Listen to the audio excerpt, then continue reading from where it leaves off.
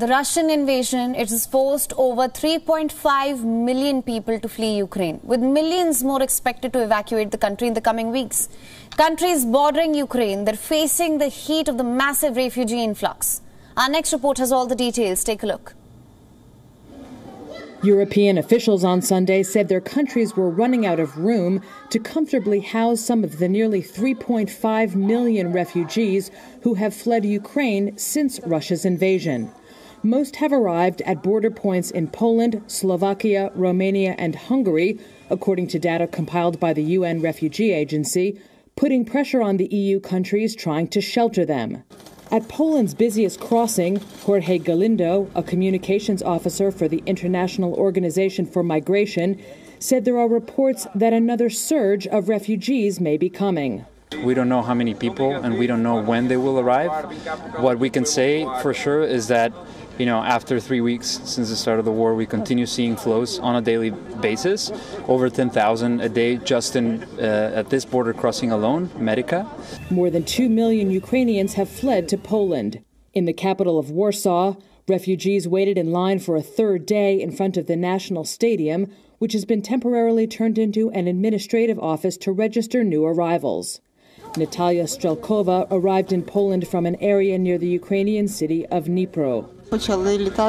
Rockets started to fly and residents saw it. It's difficult. It becomes scary. Panic starts and you want to run away somewhere. It's harder because of children. We were worried that something would happen to them.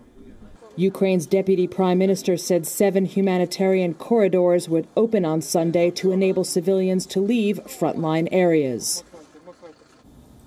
That is not all, though. The war in Ukraine has set into motion the first global energy crisis of its kind. And in a bid to strengthen bilateral cooperation in the energy sector, German and South Korean officials held talks in Qatar with an aim to find alternatives to Russian supplies amid disruptions to oil and gas markets caused by the war in Ukraine. Qatar's Emir met South Korean Prime Minister and German Economy Minister.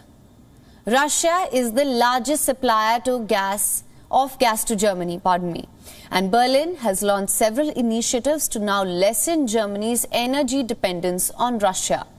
In the latest, Germany has agreed on a long-term partnership with Qatar, this to reduce the dependence on Russian gas and further diversify its energy supply. According to Germany's economy ministry, the next step for German companies here would be to enter into concrete contract negotiations. Now, Qatar, it is one of the world's 3 biggest exporters of liquefied natural gas. European states are also counting on LNG as a means of weaning themselves off Russian gas in the wake of Moscow's invasion of Ukraine. Issuing a warning, Germany's economy minister said that if the country does not obtain gas by next winter, after it has cut deliveries from Russia, then the country would not have enough gas to heat houses and keep industries running. Berlin has come under criticism for its opposition to an immediate embargo being imposed on Russian energy supplies as a means of choking off a major source of Moscow's foreign earnings.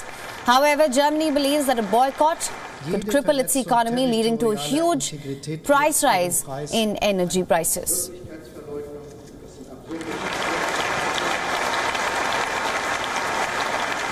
WION is now available in your country. Download the app now. Get all the news on the move.